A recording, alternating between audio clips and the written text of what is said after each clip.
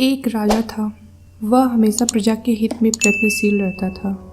वह अपना सुख और ऐशो आराम को छोड़कर सारा समय लोगों की सेवा में ही लगा देता था। यहाँ तक कि वह ईश्वर की उपासना के लिए भी समय नहीं निकाल पाता था। एक दिन राजा भ्रमण के लिए गए। वहाँ उन्हें यमराज के दर्शन हुए। राजा ने उनको प्रणाम किया।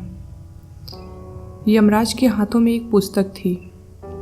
उस पुस्तक को देखकर राजा ने उनसे पूछा, हे देव, आपके हाथ में यह क्या है? यमराज बोले, राजन, यह बही खाता है। इसमें उन लोगों का नाम है जो ईश्वर की भक्ति दिन रात करते हैं और जो उनका भजन करते हैं। राजा ने उत्सुकता पूर्वक कहा, देखिए तो इस किताब में कहीं मेरा भी नाम है या नहीं। यमराज ने किताब का पृष्ठ उल्टा, परंतु राजा का कहीं भी नाम नजर नहीं आया। यमराज को चिंता हुई कि इतने नेक दिल का राजा का इस पुस्तक में कहीं भी नाम नहीं है। यमराज को चिंतित देखकर राजा ने कहा, आप चिंतित ना हो। वास्तव में यह मेरा दुर्भाग्य है। मैं भजन कीर्तन के लिए समय ही निकाल नहीं पाता और इसलिए इस किताब में मेरा नाम नहीं है। राजा उस दिन आत्मग्लानि के साथ महल वापस चले आए और उस घटना को भूलकर पुनः परोपकार की भावना से दूसरों की सेवा करने में लग गए। कुछ दिन बीत जाने के बाद राजा फिर से एक बार भ्रमण के लिए निकले तो उन्हें पुनः यमराज के दर्शन हुए। इस बार भी उनके हाथों में एक पुस्तक थी। यह पुस्तक पहली वाली से काफ़ी छोटी थी।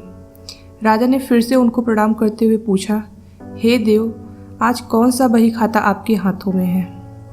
यमराज ने कहा, राजन, आज के बही खातों में उन लोगों का नाम लिखा है जो ईश्वर को सबसे अधिक प्रिय है। राजा ने कहा, कितने भाग्यशाली होंगे वे लोग। निश्चित ही वे दिन रात ईश्वर की भक्ति में लीन रहते होंगे। क्या इस पुस्तक में मेरे राज्य का भी कोई नागरिक है? यमराज ने बही खाता खोला और देखकर आश्चर्यचकित हो गए। राजा का नाम तो पहले ही पन्ने पर था।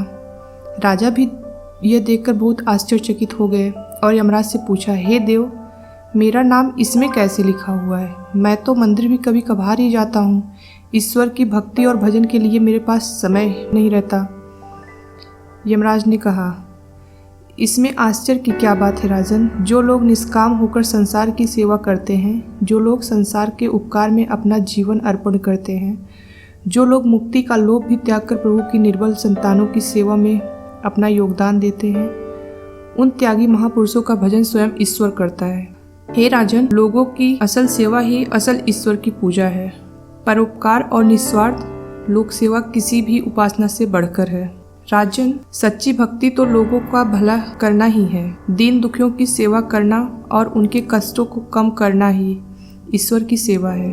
अनाथ, किसान व निर्धन आज अत्याचारियों से सताए जाते हैं। इनकी यथाशक्ति सेवा करो, यही परम भक्ति है।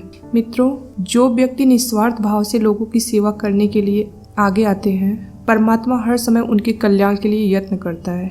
हमारे पूर्वजों ने कहा है, परोपकाराय पुण्याय भवति, अर्थात दूसरों के लिए जीना, दूसरों की सेवा को ही पूजा समझकर कर्म करना, परोपकार के लिए अपने जीवन को सार्थक बनाना ही सबसे बड़ा पुण्य है।